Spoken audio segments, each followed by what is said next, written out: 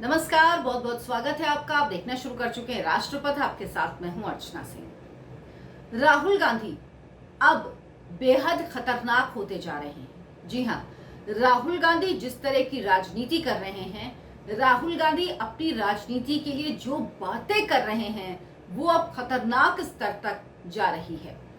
लोग कहते थे राहुल गांधी नासमझ हैं, 50 साल का बच्चा या मूर्ख, क्या क्या कहा जाता था। लेकिन दरअसल ऐसा कुछ नहीं है। दरअसल राहुल गांधी खतरनाक हैं। ये मैं क्यों कह रही हूँ, उनके आप हाल के दिनों के बयान देखिए। आपको उनका सबसे लेटेस्ट बयान बताऊंगी, लेकिन उससे पहले जो अभी उन्होंने जब महिला आरक्षण बिल, ये विधेयक जब संसद में आया, उस दौरान राहुल गांधी ने किस तरह से विभाजनकारी बातें की। उसके बाद उन्होंने एक प्रेस कॉन्फ्रेंस की, उसमें भी यही बात की। वो क्यों बंटवारा करना चाहते हैं देश का? वो क्यों ऐसी मानसिकता से घिरे हैं कि जिसमें सिर्फ वो बंटवारा करेंगे तभी उनकी राजनीति चल पाएगी?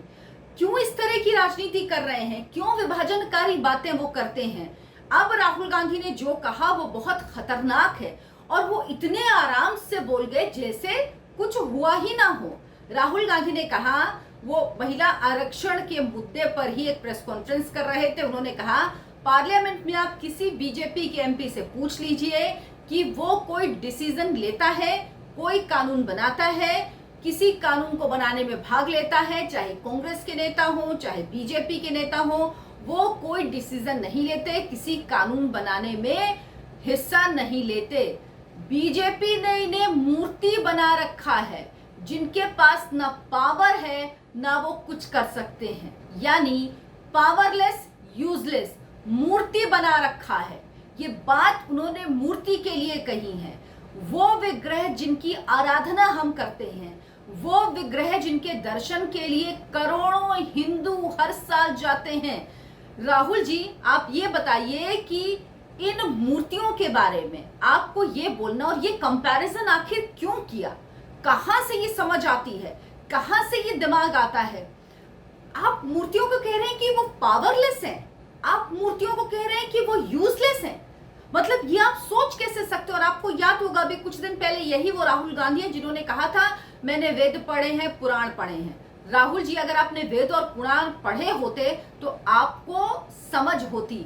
राहुल गांधी जी, आपको हिंदू धर्म की बेसिक भी जानकारी नहीं है और आप कह रहे हैं कि आपने वेद पुराण पढ़े हैं। बिल्कुल झूठ है। आपको बेसिक समझ नहीं है। अगर बेसिक समझ होती तो आप ये बात कभी नहीं कहते। इसीलिए आप झूठ बोलना बंद करिए। आपको पता है इस देश में क्या हुआ है? इस देश में जब आक्रांता आए, जब उन्होंने हमारे मंदिरों पर हमला किया, जब उन्होंने हमारे भगवान की मूर्तियों पर हमला किया, तो उन मूर्तियों को लेकर कितने लोगों ने अपनी जान दे दी। उस विग्रह को अपने पकड़कर, उस विग्रह को लेकर कि उसको किसी तरह से नुकसान ना पहुंचाया जाए, वो कभी कुएं में कूद गए, कभी नदी में कूद गए। उन्होंने मतलब उस विग्रह को नुकसान नहीं होने दिया, अपनी जान दे दी। ऐसे उदाहरण इस देश में मौजूद हैं। और आप क्या बात कर रहे हैं? आप कह रहे हैं कि यूजलेस है, पावरलेस है। आपको पता है काशी विश्वनाथ में एक साल में 12 करोड़ लोग गए दर्शन करने के लिए। भगवान के, भगवान विश्वनाथ के, बाबा विश्वनाथ के विग्रह ही हैं वो, मूर्ति ही है वो। आपको पता है साउथ से लेकर नॉर्थ तक कहीं पे भी आप देख लीजिए, इस पूरे भारत में, चाहे वैष्णो देवी मंदिर हो, बद्रीनाथ धाम हो, केदारनाथ धाम हो, चाहे बांके बिहारी का मंदिर हो, जहां पर 60 करोड़ लोग एक साल में बांके बिहारी के चरण पखारने पहुंचे थे। बांके बिहारी की मूर्ति देखकर लोगों की आंखों से आंसू निकलते हैं। आप कह रहे हैं वो पावरलेस हैं, वो यूजलेस हैं। रामेश्वरम का मंदिर हो, द्वारकाधीश का मंदिर हो, महाकालेश्वर हो, तिरुपति बालाजी हो, मीनाक्षी अम्मन टेम्पल हो, सोमनाथ का मंदिर हो, ये उदाहरण हैं जहां पर लोग जाते हैं, श्रद्धा से जाते हैं और इन मूर्तियों के दर्शन के लिए ही जाते हैं। और आप कह रहे हैं कि ये पावरलेस है, यूजलेस है। आप सावन के सोमवार में शिव जी के मंदिर में चले जाइए, आपको गली के छोटे छोटे मंदिर में भी लोग दिखेंगे। बड़े मंदिरों को तो आप छोड़ दीजिए। आप कह रहे हैं कि वो पावरलेस है, यूजलेस है। आप मंगलवार को किसी भी मंदिर में चले जाइए, अपने आसपास के मंदिर में जाके देखिए, देखिए कितनी लंबी लाइन लगी होती है वहां पर। वो उसी विग्रह के दर्शन के लिए आते हैं जिसे आप कह रहे हैं पावरलेस है, यूजलेस है। आपको आखिर ऐसी समझ देता कौन है? कौन है राहुल गांधी के रणनीतिकार, या राहुल गांधी इतनी बेवकूफी भरी बात खुद से करते हैं? कोई इतनी मूर्खतापूर्ण बात कैसे कर सकता है? आपको तुलना करने की क्या जरूरत थी? आप कह रहे हैं मूर्तियों की तरह पावरलेस, यूजलेस। आप मंदिर क्यों जाते हैं? पे क्यों आप महाकाल गए और आपने अब मैं नौटंकी ही कहूंगी उसको। आपने त्रिपुंड बनाए हुए थे, आप वहां पे साष्टांग प्रणाम कर रहे थे, क्यों कर रहे थे आप? ऐसे लोगों को मंदिरों में जाने पर रोक लगनी चाहिए, जिनको आस्था नहीं है। वो सब आप दिखावे के लिए करते हैं, क्योंकि अब आपकी मजबूरी है। आपको लगता है कि देश में एक ऐसा प्रधानमंत्री है जो हिंदू धर्म, सनातन संस्कृति को लेकर आगे बढ़ रहा है। इस देश के लोगों का मूल है, इस देश के लोगों का मूल है। और जब मूर्ति स्थापित होती है, प्राण प्रतिष्ठा होती है। ठाकुर जी की सेवा आपने देखी है किस तरह से की जाती है? मैंने देखा एयरपोर्ट पे लोग ठाकुर जी को जैसे बच्चे को लेके चलते हैं वैसे लेके चलते हैं टोकरी में। एयरपोर्ट तक में आपको दिख जाएंगे, क्योंकि वो खाली घर में नहीं रखते ठाकुर जी को। जिस तरह से हम अपने किसी बच्चे को या किसी घर के बड़े को अकेला नहीं छोड़ते, उस तरह से करते हैं। वो उनको सुबह उठाते हैं, नहलाते हैं, श्रृंगार होता है, भोग होता है, रात में उनको उसी तरह से सुलाया जाता है, उनका बिस्तर लगता है, शयन करते हैं, सुबह उठा, सब कुछ होता है। उस देश में आप कह रहे हैं कि मूर्तियां यूजलेस हैं, मूर्तियां पावरलेस हैं। राहुल गांधी जी, आपको सबसे बड़ा उदाहरण है इस देश में राम मंदिर का। जब बाबर ने राम मंदिर तोड़ा, जब बाबर ने भगवान राम के विग्रह को नुकसान पहुंचाया, उसके बाद 500 साल इस देश के जनमानस ने लड़ाई लड़ी, और 500 साल के बाद विग्रह रामलला का अभी कुछ ही महीनों में, जनवरी में, 2-3 महीने के बाद ही जनवरी में वो भव्य दिव्य राम मंदिर में स्थापित होगा।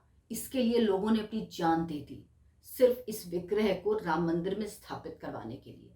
और आप कह रहे हैं पावरलेस है, यूजलेस है। आपने कभी देखा है जब लोग जाते हैं, द्वारकाधीश जाते हैं, तो किस तरह से आंखों से आंसू? आप बांके बिहारी जाके देखिए, आप सालेसर बालाजी जाके देखिए, आपको किलोमीटर, अभी कुछ समय पहले मैं गई, किलोमीटर्स लंबी लाइन दिखती है। वो यूजलेस, पावरलेस के दर्शन के लिए कुछ नहीं है वहां पे। राहुल गांधी जी, आखिर आप कहना क्या है? आपकी श्रद्धा नहीं है, कोई बात नहीं, जरूरी नहीं है, लेकिन आप सनातनियों की श्रद्धा पर, हम हिंदुओं की आस्था पर कैसे हमला कर सकते हैं? तब आपके मुंह से शब्द नहीं निकलता जब डीएमके का नेता उदयनिधि स्टालिन जब सनातन धर्म को डेंगू मलेरिया बताता है, जब उसी की पार्टी का एक और व्यक्ति सनातन धर्म को एड्स बताता है, जब आपकी पार्टी के कार्ति चिदंबरम उसके बारे में कहते हैं, सनातन धर्म के बारे में कहते हैं, जब आपकी ही पार्टी के प्रियंक खड़गे जो कर्नाटक सरकार में भी शामिल हैं, मंत्री हैं, वो जब सनातन धर्म के बारे में गाली देते हैं, आप शब्द कहते हैं, तब आप नहीं बोलते। तब आप कभी नहीं बोलते। किसी ने सुना है राहुल गांधी को बोलते हुए? नहीं बोलेंगे, वो नहीं बोला जाएगा उनसे, वो बोल ही नहीं सकते हैं। लेकिन जब सनातन को नीचा दिखाना हो तो वो तुरंत कूद के आ जाएंगे, तुरंत बोलने लगेंगे। आप इतनी बड़ी बात कैसे कह सकते हैं? अरे आपको बीजेपी को 50 गालियां दीजिए, आप बीजेपी पे खूब हमले कीजिए, बीजेपी जानेगी। लेकिन आप बीजेपी के लिए आप ये कैसे कह सकते हैं कि मूर्तियों को, उन विग्रह को आप कैसे कह सकते हैं कि वो पावरलेस, यूजलेस हैं? इन शब्दों का प्रयोग आप कैसे कर सकते हैं हमारी आस्था के लिए? इस देश का स्व है, इस देश का प्राण है ये विग्रह।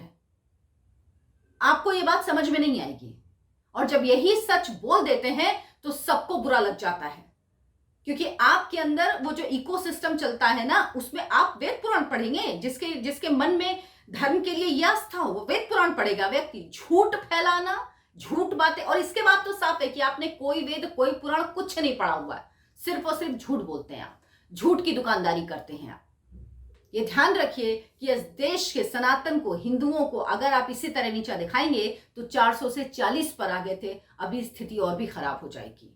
आप इंडिया अलायंस में कितना भी बने रहिए, लेकिन ये अलायंस आपको कुछ नहीं कर पाएगा अगर आप इसी तरह की बातें करते रहे, क्योंकि इस देश का मानस से स्वीकार नहीं करेगा। जब आप कल वोट मांगने जाएंगे तो लोग आपसे पूछेंगे कि मथुरा जब आप जाएंगे, या जब आप जाएंगे, आप मध्य प्रदेश जाएंगे, महाकाल की नगरी में जाएंगे, और जब आप वोट मांगेंगे तो लोग पूछेंगे ना आपसे कि ये मूर्तियां तो हमारी यूजलेस है, मूर्तियां तो हमारी कोई पावरलेस है, इनमें तो कोई पावर नहीं है, क्यों आए हैं? तब आप क्या जवाब देंगे?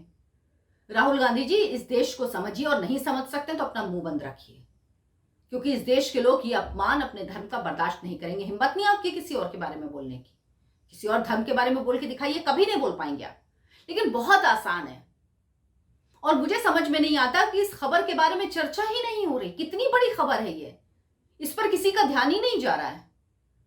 कैसे राहुल गांधी इतनी बड़ी, देश की सबसे बड़ी पुरानी पार्टी के नेता हैं, 52-53 साल की उम्र है, समझ क्या ये और इस गलतफहमी में मत रहिए कि राहुल गांधी मूर्ख हैं, राहुल गांधी नादान हैं, उनमें उनकी बाल बुद्धि है। नहीं, खतरनाक है राहुल गांधी, बिल्कुल फिर कह रही हूं, खतरनाक है राहुल गांधी।